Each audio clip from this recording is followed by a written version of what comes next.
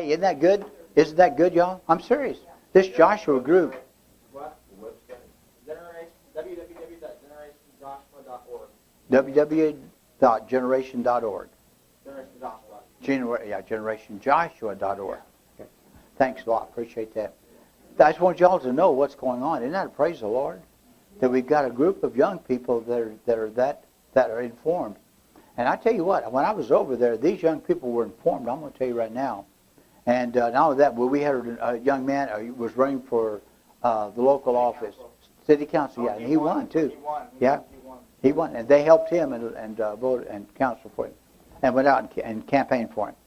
Okay, so anyway, by the way, let's take care of a couple other things right here. U.S. Representative Jeb Hensarling has scheduled a town hall meeting at the Carol Queen Center in Quitman, Texas, on Tuesday, August 30th at 10:45.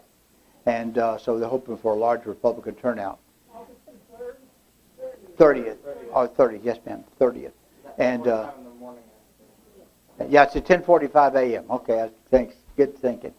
And anything else on that, ladies? Uh-oh.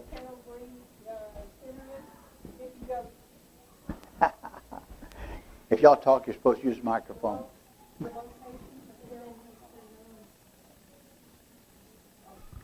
The location for Carol Green is if you go south from the courthouse, you come to the Dairy Queen, turn on that little street that's between the extension office and the Dairy Queen, and it curves around to the right, and you'll see it. It's Good. a brick building over in back of the Dairy Queen. Good. Then Saturday night, this coming Saturday night, on the 27th at 7, there'll be a Mexican dinner from 4 to 7 at the Post. For donations, the Post is the Citizens Convention meeting. Oh, the American Legion Post. Okay, the American Legion Post in Point. Now, Point is south of Greenville, a little ways back there. Just look at your maps. You can't miss it.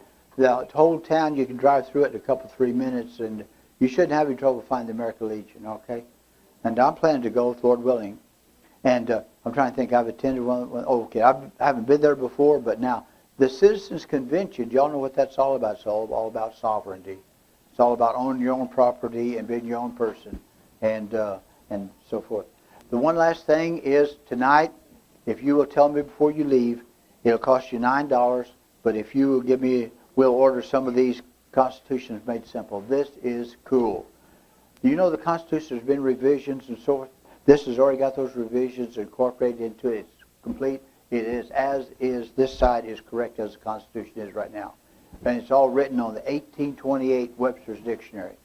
Now last time, I don't know if y'all remember that. Remember we looked up the word welfare, what it said in the 59 dictionary versus the old one? Yeah. No, go ahead. I'm sorry. I got just the time on this Saturday. Oh, okay. Yes, it is. It's 4 o'clock they start eating, and at 7 o'clock they're having a tea party. Tea party type meeting, although they said they're not calling it a tea party. So I've had a couple of different people tell me about that.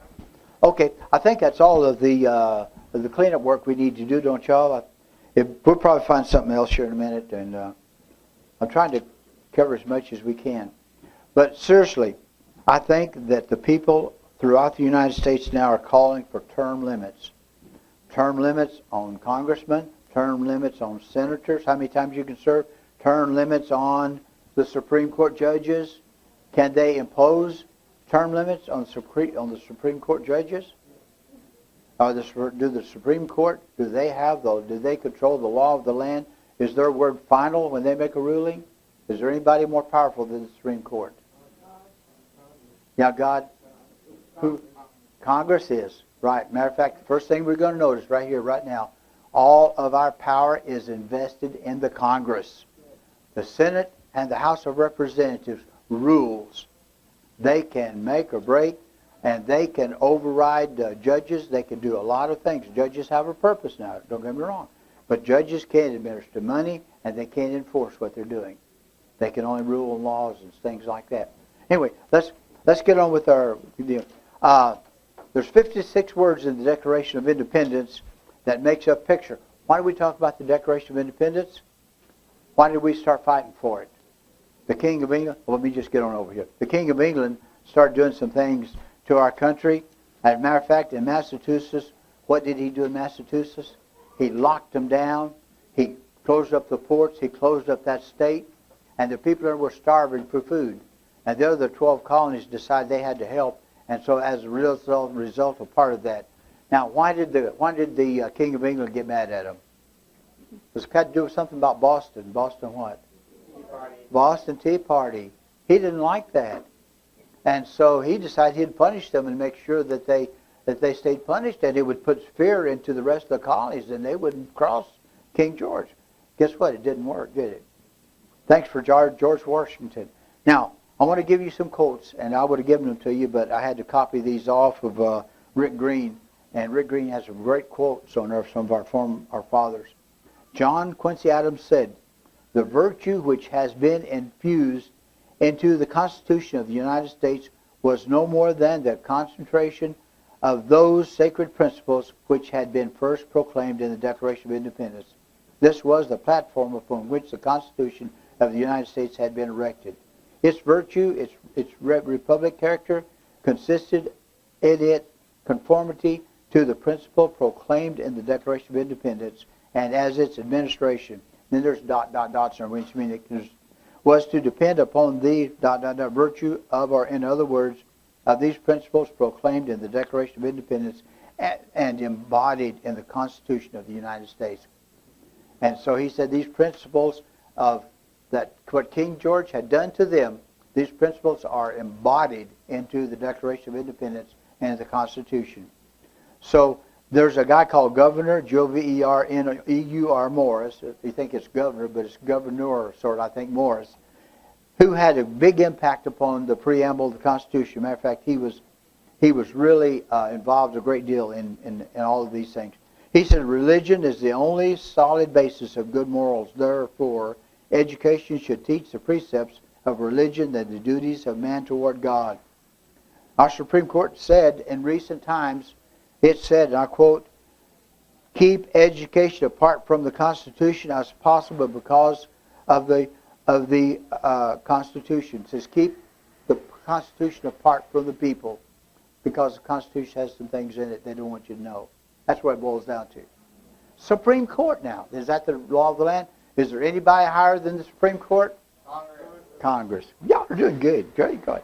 James Wilson, the second most active man who spoke 168 times at the convention floor. He signed both founding documents in our Constitution and an original Supreme Court justice along with John Jay. He said our law should be based on our higher law, the Bible. Right? And I agree with that, don't you?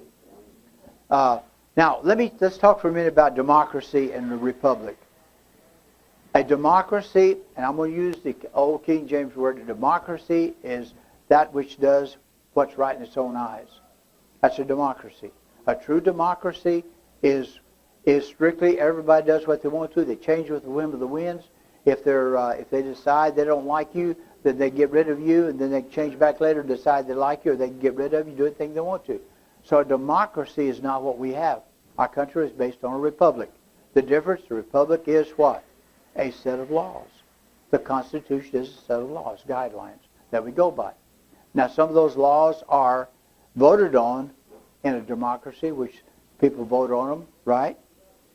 But our Constitution is based on a set of laws, and it's called a republic. Benjamin Franklin was asked after they had established the Constitution, he said, this lady asked him, said, "Ben Franklin, what'd y'all do?" He says, "Madam, we established a republic if you will keep it."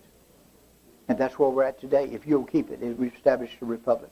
John Witherspoon, somebody said he was the Billy Graham of the day, and we all know Billy Graham. He signed the Declaration of Independence. He trained many of our founding fathers. He was a minister. He was responsible for 2 translations of the Bible. No, these are people now. These are men who've done all the constitutional work. Does this sound like infidels to you? Does it sound like deists? Does it sound like people who are not for God? The Anti-Federalists and the Federalists were 2 different parties, and they were at each other's throats. But you know what their aim was? Their aim was the betterment of the United States. Now, today, we've got 2 parties going at each other's throat, but is it their best interest to us? It doesn't prove it in the last 20 years or 15 years, does it? If anything, they're going away from what's best for the American people. That's just not good. A pure democracy now, John Witherspoon said, cannot subsist long, nor be carried for into the Department of a state. It is very subject to caprice and the madness of popular rage. The madness of popular rage. That is a true democracy. Now, we are not a democracy. We are a republic. That's the reason why. Now, John Adams said, remember, the democracy never lasts long. It soon wastes, exhausts, and murders itself. There never was a democracy yet that did not commit suicide. True democracy is led by people, and the people have without any laws, and they make the laws as they go. Today I kind of understand that a little bit. Our president, he doesn't want a budget. You know why, don't you? He doesn't want a set of laws to go by. He doesn't want to have other rules, and so he'd just rather have us just write him an open check. You go spend all you want to, President, and just do what you want to, you know. That make him happy. How about you? Are you happy with that kind of ruling? Is anybody here happy with what our government has done this last 3 years? I don't think so either. I think that's true throughout the whole land. Many people are hurt over it because who would think that our legislators would so treat the American people the way they are? I think the people are truly Americans, basically, the majority of us. And I think that the Congress and the Senate and our leaders are truly unconstitutional. And they are apart from what our Constitution says. They have lied because they've not upheld their Constitution. They've not kept their oath. And I think we should hold them to those oaths. And if we don't, nobody else will. Okay, Noah Webster said our citizens should early understand that the genuine source of correct Republican principles is the Bible. Hear that? The Bible. Particularly the New Testament or the Christian religion. I think that's pretty good, isn't it? Coming from some of these old-timers and founders of our founding fathers. The difference between democracy and republic, rule of law, truths, ideas of right and wrong. And so removal of the Electoral College pushes us further into a democracy. Then New York City, larger cities, control the election. Now, what he said there is, okay, if you have a democracy and you do away with the Electoral College, which today we're talking about doing away with it. We'll talk about that a little more in a little while. But if we do away with the Electoral College, then that pushes us further into the democracy where the people elect. And the Electoral College is a safety buffer. Our founding fathers were so afraid of what man would do if they got all this power in Washington and what they would do to the people. And they were so skeptical. That's why they went through all they could think of to tighten down the Constitution where we could control it as best we could. If we, the people, will do our job and make them do their job, our country will be okay. I think that's just really interesting. Some of these people. Now, you've got your profound short paragraph there. We've heard this before, but I didn't really know where it came from. But Adrian Rogers wrote this paragraph, and y'all have got it there in your document. It says profound short paragraph. I'll just read it to you. You're going to understand. He says, you cannot legislate the poor into prosperity. Go ahead, y'all find it. It's probably worth reading. Did I? It's a. Oh, you forgot to do this too. I forgot that. We need to get that in a minute. Okay. It's called profound short paragraph. There it is, right there. Yeah. There you are. Okay. It's worth reading because we've heard this said many times, haven't we? And tea parties I've been to that says that we can't spend our way into prosperity. But this profound short paragraph, you might want to keep it handy. You cannot legislate the poor into prosperity by legislating the wealthy out of prosperity. When one person receives without working for, another person must work for without receiving. The stock market, for every dollar you put into it, if you get a dollar out of it, you got somebody else's dollar. Did you know that? The stock market, for every dollar, if you make bukus of money off of it, someone else lost that money. That's just the way the stock market works. This is kind of the way this works. The government cannot give to anybody anything that the government does not first take from someone else. Where does the government get everything they got? From us.